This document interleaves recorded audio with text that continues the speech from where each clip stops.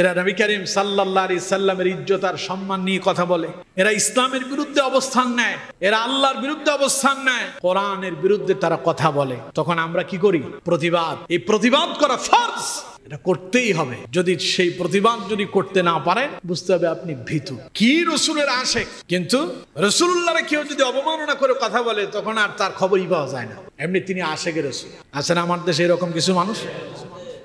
আবার আমার দেশে দুর্ভাগ্য হলো এই, 90% মুসলমানের দেশে নাম শুনলে মনে হয় যে মুসলমানের বলা, কিন্তু কাজ করে আস্ত শয়তানের মতো। অর্থাৎ সে কোরআনকে সহ্য করতে পারে না, ইসলামকে সহ্য করতে পারে না। গত কয়েকদিন আগে দেখলাম প্রশাসনের এক কর্মকর্তা, তিনি আমার রসুলের ব্যাপারে একটা বাজে মন্তব্য করেছেন। নাউজুবিল্লাহ বলেন। আপনারা যারা ফেসবুক চালান, ইতিমধ্যে আপনারা এটা অবগত হয়েছে। সে নবী করিম সাল্লাল্লাহু আলাইহি ওয়াসাল্লামের চরিত্র নিয়ে একটা বাজে কথা বলেছে, যেটা আমি মুখে উচ্চারণ করতে পারছি। অথচ রাসূলুল্লাহর চরিত্র तमाम পৃথিবীর কারোর সাথে মিলবে না। মিলবে কি? না। পৃথিবীর যত মুসলিম অমুসলিম, যত ঘরানার, যত ধর্মের লোক আছে, সবাই মুহাম্মদ সাল্লাল্লাহু আলাইহি সাল্লামকে সেলুট দেয়, ঠিক না? ওই যে একজন ইহুদি একটা বই লিখছে, দা 100 জন মনীষীর জীবনে।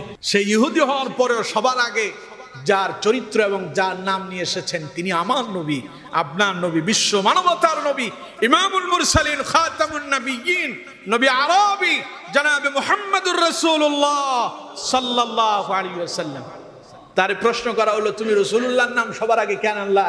কই যে আমি হিসাব মিলায়া দেখলাম, তামাম পৃথিবীতে যত মানুষ আছে সকলের চরিত্র এক জায়গায় দিলেও তার চরিত্র সমান হয় না। সুবহানাল্লাহ। যার চরিত্রের ব্যাপারে আল্লাহ নিজেই বলছেন, ওয়া ইন্নাকা লাআলা খুলুকিন আযীম। নবী, আপনার শুধু চরিত্রই দেই নাই, চরিত্রের সর্বোচ্চ শিখরে আমি আল্লাহ আপনারে উপনীত করেছি। সুবহানাল্লাহ। যারা রাসূলুল্লাহর চরিত্র নিয়ে আপত্তি পেশ করতে চায়, আমি বলি তার নিজের চরিত্র যে কোন জায়গায় পৌঁছাইছে সে নিজেই জানে না। কারণ রাসূলুল্লাহর চরিত্র নিয়ে কথা বলেছিল কাফেরেরা। এক কাফের রাসূলুল্লাহর চরিত্র নিয়ে কথা বলার পরে আল্লাহ কি বলছেন?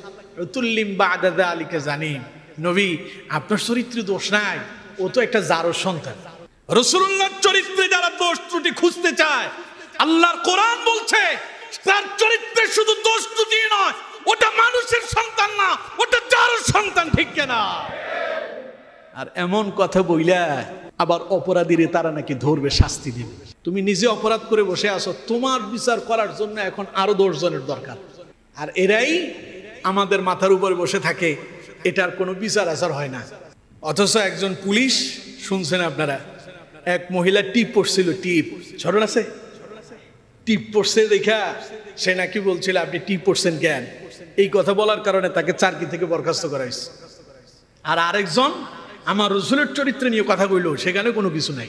আল্লাহ হেদায়েত দান করুক, বলুন আমিন।